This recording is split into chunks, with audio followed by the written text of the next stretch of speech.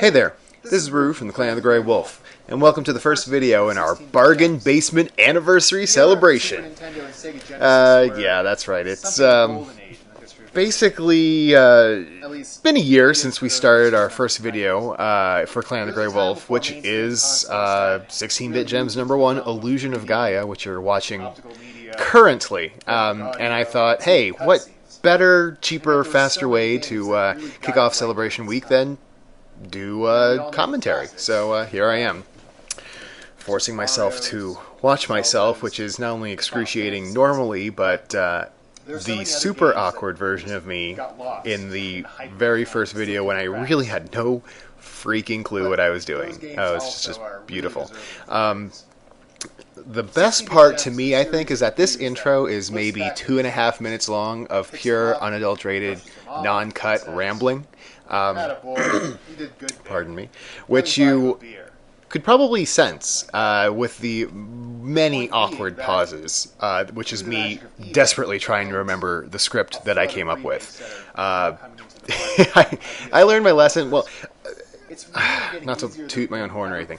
I think I've gotten a little bit better at the intros since this. For two main reasons. One, getting more comfortable with talking to the camera, of course. And two, I've learned to cut up, have much shorter recordings. I don't go 2.5 minutes at once anymore, trying to remember everything. I have an awful memory, and I just not going to even try to make that sound good anymore. So, it works out pretty well and all that good stuff. So, this came out, this is the first video, as I said, this came out June 3rd, 2009, on YouTube. This is before we had a website or anything like that. And actually, let me go back a little bit. The Clan of the Grey Wolf, so to speak, as it is, it was basically born out of a D&D night that I had with Boomer and Daniel. I'm sorry, Boomer and Commodore. Alwyn and Daniel are their real names, in case you did not know. But we have D&D night once a week with friends, significant others, and all this other good stuff. And only half of us were there for this one night. And I had recently seen... I've been fans of Angry Video Game Nerd since 2006, and of course Nostalgia Critic and Spoony, the Spoony Experiment, which is my favorite reviewer, by the way. But I'd recently seen Spoony's Star Trek the movie review, and I was thinking to myself, oh man, I agree with so much stuff of this, but I wish I could, I wish I had his platform to kind of pick up a few of these other points that no one else has really talked about. And I thought, why not? And so I discussed it with Boomer and the Commodore, and they said, yeah, okay, we're in for that. So in mid-May 2009, Clan of the Grey Wolf was born. And obviously, since I have been a huge video game nerd my entire life, the first thing I thought of was video game review show, retro. So 16-Bit Gems was the first thing in my mind that I had to do. So I did. And Illusion of Gaia, for some reason, always stuck out in my mind as a classic, overlooked, but great video game from the 16-bit era, because the 16-bit era is just, seriously, it is the golden age of video games, I think. I don't think it's just nostalgia talking. It was the pinnacle of 2D gaming. So that's basically what got me going into this. Something else that I thought I was very clever to come up with a retro video game review show that wasn't all angry. I love this bit with the gong and all that. That took me forever to do. But anyway, I swear I'll get to talking about this video in just a second. I'm just giving you some background. So I thought I was very clever for coming up with a retro video game review show that wasn't angry or irate, or whatever you want to call it. This is before I knew the Happy Video Game Nerd existed, because apparently I am just oblivious to the world. I love the Happy Video Game Nerd, by the way. I discovered him shortly after I did, I think it was 16-Bit Gems #6, which was Zombies Ate My Neighbors. And he also did a review for that, and we had it come out within like a day of each other. And I was like, oh, wow, this guy's good, you know, and he's been doing it longer, and he has a much bigger fan base. So since then, I've tried not to step on any toes there, and I let him, if he reviews something, I stay away from it. Luckily, he has much more than 16-bit games that he reviews, so it's a little easier to do. The only thing I could not do that with is Earthbound. I know he had reviewed it previously, but I knew from early on I had to make Earthbound one of my big reviews because it is one of my absolute favorite games of all time, in case you could not notice from the hour-long special I gave it.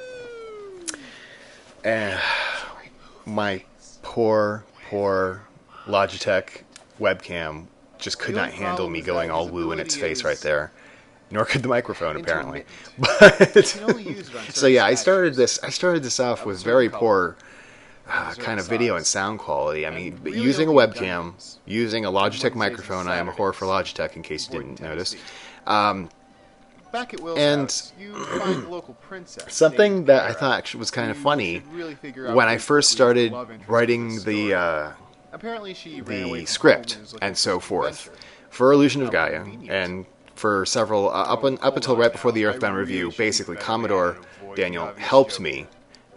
He would go over what I wrote and change stuff around, maybe add some jokes. Obligatory, princess joke right there is awesome.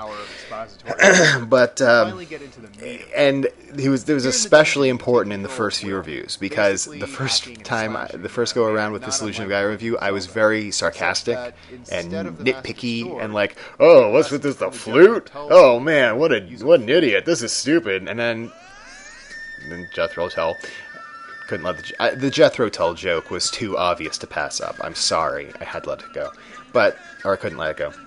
And so Daniel comes up to me and he says, you did want to say that you like this game, right? I'm like, yeah, why? He's like, because you're just so damn cynical when you're writing it. And I was like, okay, got to expurge the angry video game nerd and spooniness from my brain.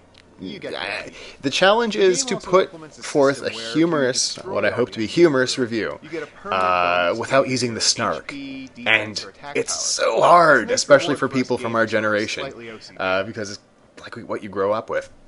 This OCD bit with the glasses, I seriously do that. I am honestly slightly OCD. When I'm putting my glasses on, I have to do it exactly right, and I wound up kind of doing it maybe a dozen or so times. Drives my wife freaking crazy. I can't help it. Anyway, that was a little bit of personal pain that I had to share with you guys in the video. Anyway,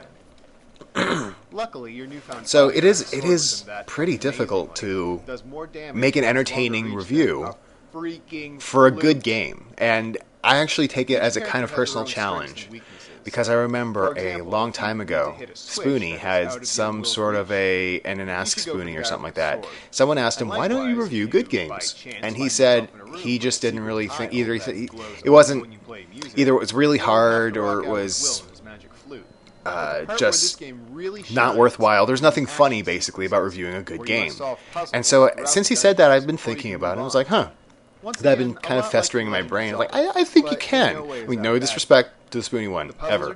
But I kind of took that as a personal challenge. And I've been working kind of hard at it ever since. I don't know how successful I am at it, especially in this first video. But, I like to think maybe sometimes this blind squirrel finds out with the funny.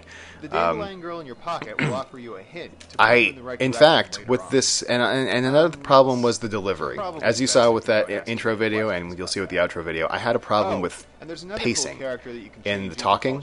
And once again, that's something I just had to learn, and get used to.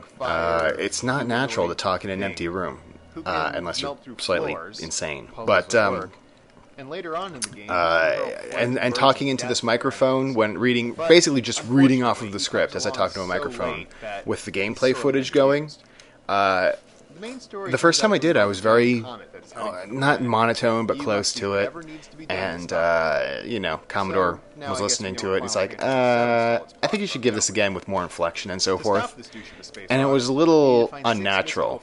Even because you're reading something, If you ever read something out loud, normally it's kind of monotone. Like, a cat in the hat went to the store and he was run over flat. That's how you always read, in elementary school and so forth.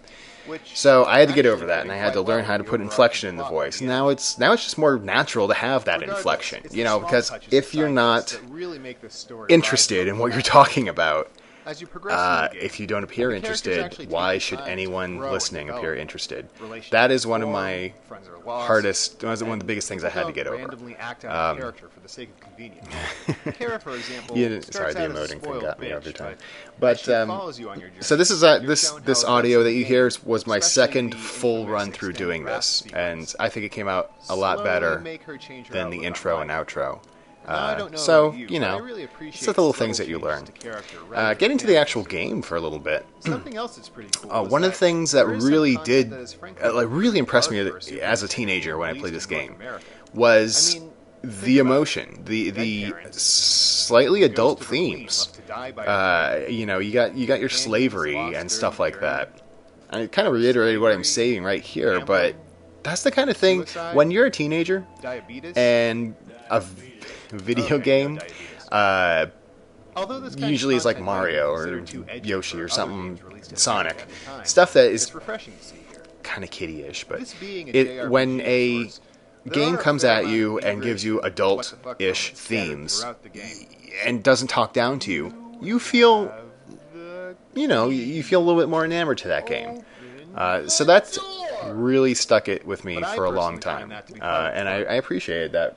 I've already touched on how this music, the music all throughout the game is great. This is the ending music, basically during the credits or right after the credits, I can't remember exactly, but it was so epic. I knew I had to end the review on this song, and then that background, magnificent. This is my favorite part of the review right here, with this epic music, and you got, the petals falling right here, and the majestic backgrounds.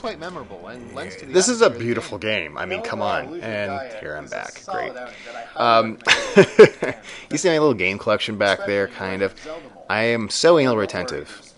Those Super Nintendo games are in alphabetical order, except I have some Tengen Tetris on the second row for some clear reason, and also Final Fantasy III front and center, because you gotta put the favorite game right there. Other than that, everything else is alphabetical order, so, And then, you especially can't see it in the modern videos, but more recent videos, but that's Nintendo 64 games and Genesis games on the bottom. So, yeah. So, in case you're curious what was going on the shelf there, you have a better idea. I'm sure that you couldn't have completed your day without knowing that. So, it's just my little gift to you. And then the somewhat subtle, maybe, I don't know how many people got this. This is from the Magic Flute by Mozart. This was the first of my trying to be clever with the ending song. I figure if I'm going to blatantly rip off someone's copyrighted music, I might as well make it somewhat clever. So, Magic Flute with that. So, all right, guys, this has been the first commentary track. Talk about rambling, my God, really. But hey, that wasn't so bad, and that was a lot easier to make than any of these 16-bit gem videos. I think I'll probably be doing it again, in case both of you are interested. So, and yeah. So thanks for listening, guys, and how far have we come in 1 year, right? I'll talk to you guys, I'll talk at you guys later. Bye.